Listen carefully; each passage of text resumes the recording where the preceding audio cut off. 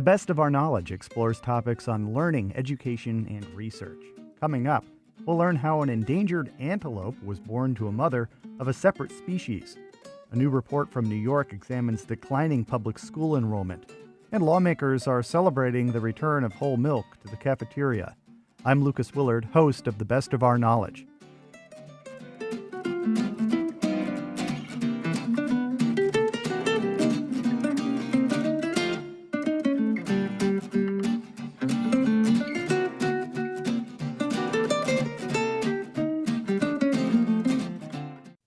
You're listening to The Best of Our Knowledge. I'm Lucas Willard.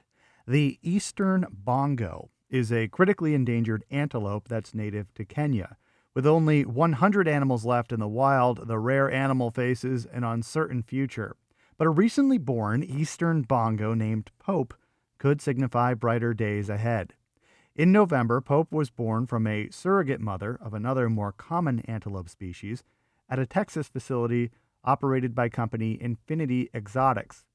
To learn more about Pope and the successful interspecies embryo transfer, I spoke with wildlife veterinarian Dr. Will Weiss. Back in the mid 80s, there was some research on, we call it today interspecies embryo transfer. Basically, can one species be a surrogate to another species? Um, and it was proven almost 40 years ago that there's several species that can carry others. Um, and one of the species is one that I've been working on. So it's not necessarily a new concept. It's been around for 40 years, which is pretty amazing that 40 years ago they were able to do some of this stuff because it's hard even by modern standards to do. But our goal was to basically take this knowledge and see um, basically if we could um, make this really efficient so that we can use it to help conserve species, especially endangered species. Yeah, critically endangered species like the bongo.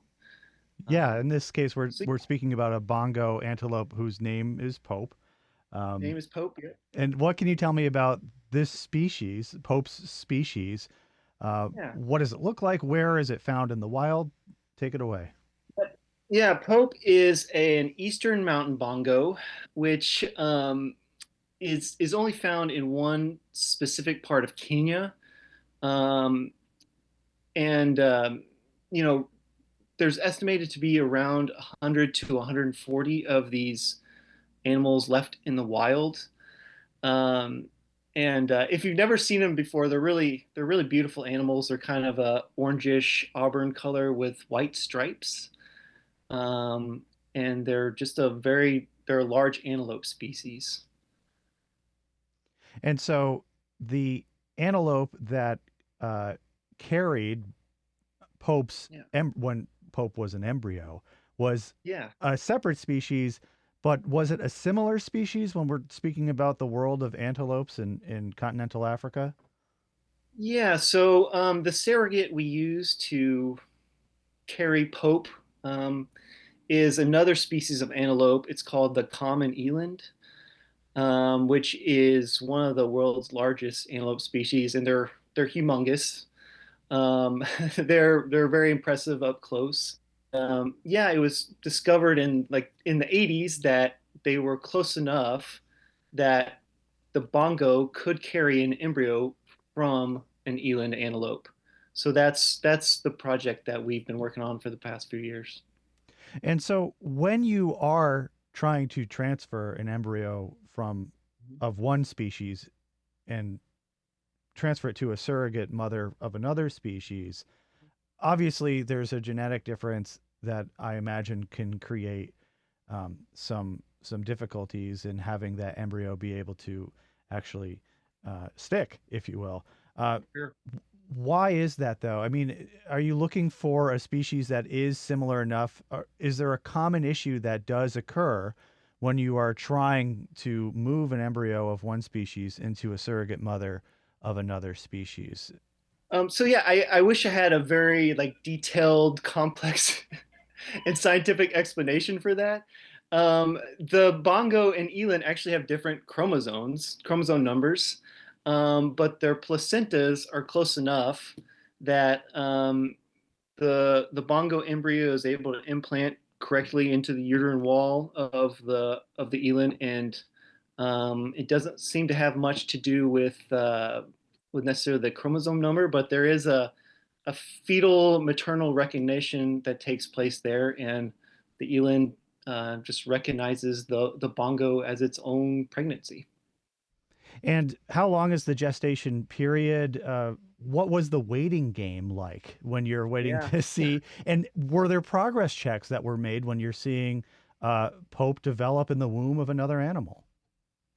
Yeah, so this is one of the most common questions I get asked. So, the gestation of an eland is about 275 days, and the gestation of a bongo is about 285 days. So it's about 10 days longer in the bongo.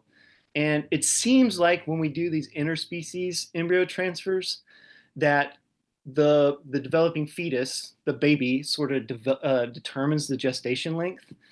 So the baby basically tells the mom when to go into labor and when to give birth. So Pope actually went 292 days of gestation, which is long even for a bongo. So yeah, we did lots of routine checks, lots of sonograms. We really babied this this mom, and yeah, Pope when he was born is probably the biggest bongo antelope I've ever seen at birth. Um, big baby, and the mom is a wonderful mother. She takes care of it. She nurses it. She takes care of it just like it's her own. She completely recognizes it as her own, and it's really a special thing to watch an eland nurse and take care of a bongo, a totally different species as if it's its own. It's pretty mind blowing. Now, is Pope larger because of those extra few days in the womb, or is it because maybe there's more space in the womb of an eland antelope versus a bongo mother antelope? Yeah, I wish I knew for sure. This is kind of a one shot deal, so we don't really know for sure. I think it's probably a combination of those things. But yeah, Pope is sure a big, healthy baby. And to give you an idea, when he was born, he's about the same size of a 1 month old. So he was quite a bit bigger than we were expecting. What about this process and in bringing Pope into the world differed maybe from the technology that was available 40 years ago, or anything that, or just maybe more scientific understanding? What differed with this instance than maybe what was even possible decades ago? Yeah, so we have about 40 years worth of research to kind of fall back on now, which is nice. So embryo transfer is actually really common in the beef cattle industry and the dairy industry. Most of our dairy, especially, is from animals produced um, through in vitro fertilization and embryo transfer now, just because we can use these technologies and make our animals so much more efficient. We can breed for certain traits and make our animals more efficient. So the idea here was, one bongo can only give birth to one offspring per year. Um, so the idea there is, we have a really rare species, the bongo, which is critically endangered, and we have a very common antelope species, the eland antelope. Um, and one bongo can only give birth to one baby per year. So one female gives birth to one baby per year. But we can use this technology that we've been working on developing to um, collect a lot of embryos from one female every year, upwards to say 20 or 30, and then implant those embryos into the eland antelope. And so instead of having just one baby per year, we can have one bongo female giving birth to say 20 or 30. So that's the idea of this technology. And admittedly, it's not as efficient as that yet, but I'm hoping in the next few years we can work on making it really efficient so that we can increase numbers of these endangered species really quickly. And not just antelope, I'm Sure. sure, right? Is the idea to expand this to other species as well? Yeah, there's plenty of other species this works with. I actually have like an Excel list of all the target species that um, that some have been proven, some have not. But there's quite a few species. Like you said, not just antelope, but other ones as well. Yeah. So, Dr. Weiss, where will your research take you next? I mean, we just talked about some of the possibilities, but I want to know what's in your future and what's in Pope's future as well. Where will the study continue? Well, tomorrow actually we're doing more embryo work on bongo. So every time we do it, we seem to gain a little bit more knowledge. So we're just going to continue working on that. And Pope is living his best life. He's still nursing. He's 2 months old now, and so he'll be weaned at about 6 months, 6 to 8 months, and hopefully he'll go into a breeding program here in the next few years. But yeah, for me, my goal is to continue to develop these technologies. We have some other things kind of in the works, and we've been working on. So different species like there's endangered zebras, for example, that we've been working on. So um, like I said, there's lots of other species, and I think over the next few years we'll have quite a few, um, hopefully some more breakthroughs like this. Yeah. Well, wonderful. And thank you for sharing. And I look Yeah. forward to hearing more in the future. Thanks, Dr. Weiss. Sure. Yeah. Thank you very much. Dr. Will Weiss is a wildlife veterinarian involved with company Infinity Exotics. You are listening to The Best of Our Knowledge. I'm Lucas Willard. Nearly 90% of school districts in New York State are experiencing a decline in student enrollment.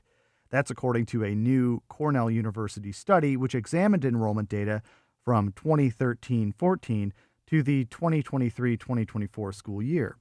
At the same time, while only 1.8% of New York students are homeschooled, that rate is twice the percentage from a decade prior. A similar dynamic is playing out at charter schools, where enrollment more than doubled to 6.5%. To learn more, I spoke with Leslie Reynolds, a Cornell research support specialist. I asked if the public school enrollment data follows similar trends in statewide population decline.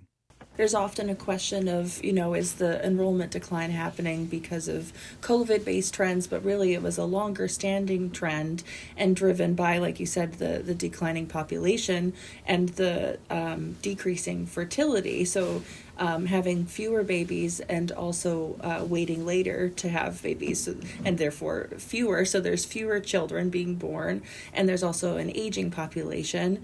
And so what you have for the population change, we like to call the balancing equation: births, deaths, and migration. And you can apply that to age groups as well. So if you have your 0 to 4 year olds, the kids that you would have going into school, if you're having fewer births in an area, you would have to make up for that in migration or people with children moving in. And if you don't have that, there you would see a declining K-12 population as well. So we do see that as part of a longer term trend and very much entwined with the large scale demographics of the state as well.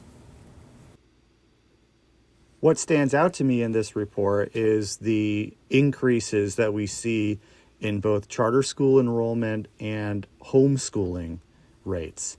Through your analysis, have you determined any likely cause as to why parents might be moving away from public school?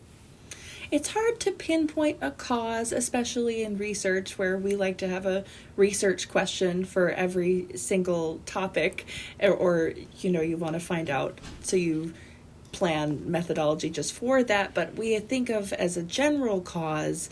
I know I said that COVID wasn't the cause of the trends in terms of numbers, but it doesn't mean it didn't have a social or cultural impact. So I think part of it, at least recently, is the growing choice, and we had some social changes during that time that have changed the way we work and the way we learn, and increase the possibilities. We can homeschool more, or we can do virtual learning, or you can do hybrid learning even at public schools. And I think there's also been a growth in charter schools in general, and they're maybe offering choices or programs that the public schools don't have in their area. So I think growing choice is the biggest part. But it's hard to pinpoint exactly, when or for what reason, especially when there's so much variation among districts too. So even these big trends that we see, some districts experience them in different ways and could be entirely opposite. There could be growth in an area or entirely reliant on charter schools. So it's really dependent on the area, but I think growing Well, I'm choice also is reminded important. that this is a time where a lot of politicians are trying to champion the issue of school choice. It's become a political platform among many, among those who are seeking office and those who hold office as well. So is there any sign that that kind of political language is driving parents to make any decisions about where their children receive their education? It's definitely hard to tell from a researcher standpoint, but I think that's all part of the cultural and social inputs that we get. And I think people have their own priorities when looking at schools, and that's influenced by your social needs and political opinions.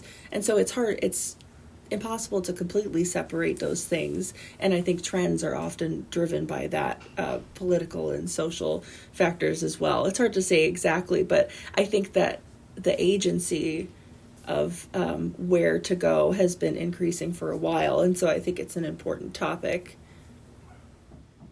Now, charter and homeschooling rates, are they increasing in other areas in the country as well? We're talking in this report about the New York State numbers, but did you or your team look at how New York compares with other states when it comes to enrollment in non-public school? No, I haven't. I am quite sure. Well, I've looked at other research about charter schools, and I think it's a national increase in charter school enrollment, but I didn't look at the differences across states. This was just focusing on New York State and then the districts within it when we could. Now, I also want to talk about statewide graduation rates, which is also part of this report as well. What can you tell me about the trends in graduation rates in New York? Sure. Well, we've seen a gradual increase over the last 12 years or so. So it rose 7 percentage points over the past decade. So going from 79% in 2013-2014 to 86.3% in 2023-2024. And it was interesting to me when doing this report, and I'm not sure if this is a well-known observation for people who do more work in education, but that girls in New York State had a higher graduation rate than boys, and that followed the increasing graduation rate as well. So there are two parallel lines basically, with the boys' graduation rate starting at around 77% and going up to about 82%, with the female going from 83% to about 90%. So it was kind of an overall growth, but to see that difference for girls and boys was interesting to me. Sure. And the report also includes rankings on how school districts themselves actually spend their money, how they utilize their school budgets. What can you tell me about some of the areas where schools may actually spend the most money? What have been the highest expenses for school districts? And does that also follow trends that we've seen over the last several years? Yeah, that's a nuanced question as well. And so we looked at the top 5 for specific expenditures, and we picked kind of the largest or what you would expect the largest being instructional and transportation. And there's also some nuance in the way these are calculated as well. And so Hempstead stands out as the top instructional expenditure. So 70% of their total expenditures are spent on instruction. But so we looked into this for other factors during the analysis as well, and they actually have a larger virtual and hybrid learning than other school districts. And I can't remember the exact number, but they ranked highest in that as well. So if you have over half of your instruction being virtual, then that's what you would spend the most money on, because you have to pay your teachers, but you might not have as many physical or building costs or transportation, because if you can have fewer places to transport, you can have fewer buses, or if it's mostly for home. So all of those kind of go together. But also the transportation, East Ramapo and Cheektowaga both spend about 15% of their total expenditures on transportation. And so that could speak to the distance, or how far they have to go, or maybe just how many buses they need. And so we liked pointing these out just to kind of draw attention to different issues and maybe spur on some additional research questions or places of interest for future research. And that's what I wanted to ask you next, is where is your research immediately going to take you next? Are there any leads in particular in this story that you're interested in? That's a good question. I was talking to someone earlier who asked about the impact of immigration on the enrollment, and especially since this data was from the 5-year ACS from 2023, so it's a little bit behind the influx of international migration we as a state had in the past few years, especially New York City and areas. So this might have a little bit of lag in terms of children coming into the state. So it would be really interesting, I think, to look at as recent as possible the new enrollment trends and kind of keep an eye on it. But for data availability, you have to wait, and especially international migration is difficult data to deal with. And actually, a future brief, I know we would like to focus on international migration, but data availability is difficult. Earlier this year, we did domestic migration, so we kind of have an idea to do a partner brief focusing on international migration, and then international migration of children and young children would be very interesting to me. Well, Leslie, thank you so much for taking the time and speaking with me. I appreciate it. Thank you for having me. It was a great chat. Leslie Reynolds is a research support specialist at Cornell University. This is The Best of Our Knowledge. I'm Lucas Willard. Last Monday, Congress passed a bill that would allow whole milk to once again be offered in public schools across the country. As WAMC's Southern Adirondack Bureau Chief Aaron Shello-Levine reports, the legislation has been a rare spot for bipartisan agreement. In 2010, Congress passed a law limiting the kind of milk that can be served in public schools through the U.S. Department of Agriculture's National School Lunch Program. In 2012, those changes went into effect, taking whole milk and flavored milks out of cafeterias across the country, leaving skim and 1% as the only fat content options available. That's been a big hit to our dairy farmers. It was a punch in the gut, and they've been trying to have it changed ever since. There were studies at the time suggesting that limiting whole milk in kids' diets was healthier. But there are new studies that show actually it's better to have whole milk. It's healthier, number one, and number two, it reduces obesity rates, and the kids like drinking it a lot better. So they drink more of it. We all know milk is so healthy for you. So the studies now show that we should have whole milk. U.S. Senate Minority Leader Chuck Schumer spoke Monday at A. Ohms & Sons Dairy Farm in Volusia. Last month, the Senate unanimously passed the Whole Milk for Healthy Kids Act of 2025, which revises the USDA's meal program guidelines to allow whole, reduced fat, and fat-free milk to be served in schools. Monday afternoon, the U.S. House of Representatives followed suit, and the legislation has proven to be a rare point of bipartisan agreement, with co-sponsors ranging from New York Democratic Senator Kirsten Gillibrand to Iowa Republican Senator Chuck Grassley. Regionally, it's the kind of bill that has the support of Republican Congresswoman Elise Stefanik, who is running for New York governor, as well as the support of Schumer, who said research on milk fat content has changed in the past decade. The old studies are outdated, the new studies are correct, and we need to do it.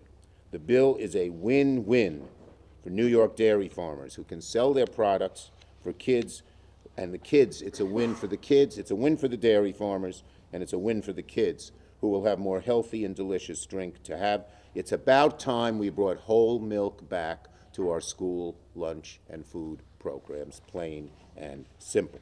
Ashley Sardo, manager of national affairs for the New York Farm Bureau, said the lactose legislation will be a boon for New York's roughly 3,000 dairy producers that make more than 16 billion pounds of milk annually, making New York the nation's 5th largest dairy state. While it provides schools the option to purchase whole milk, it has real impacts for dairy farmers.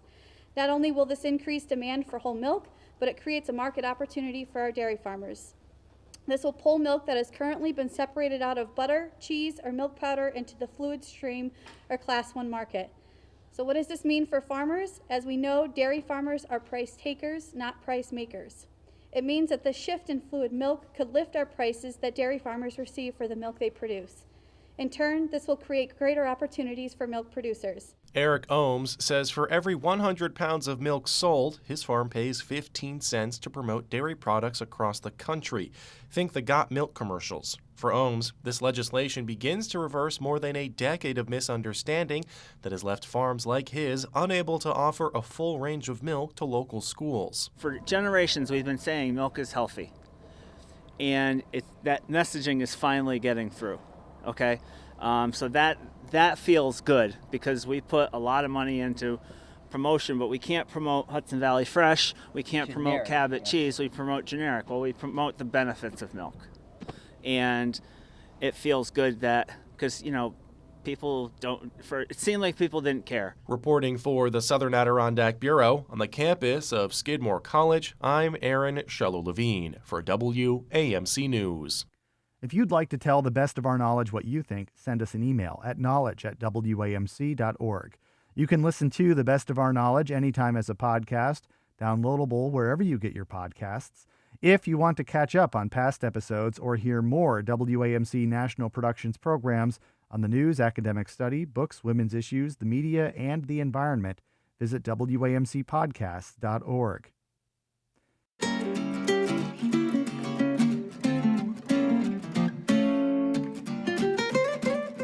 This has been The Best of Our Knowledge, episode 1836. The Best of Our Knowledge is a national production of WAMC Northeast Public Radio. Thanks to associate producer Madeline Reynolds, the latest on all National Productions programs is available via the Airwaves newsletter and on our flagship station's website, WAMC.org. Until next time, I'm Lucas Willard.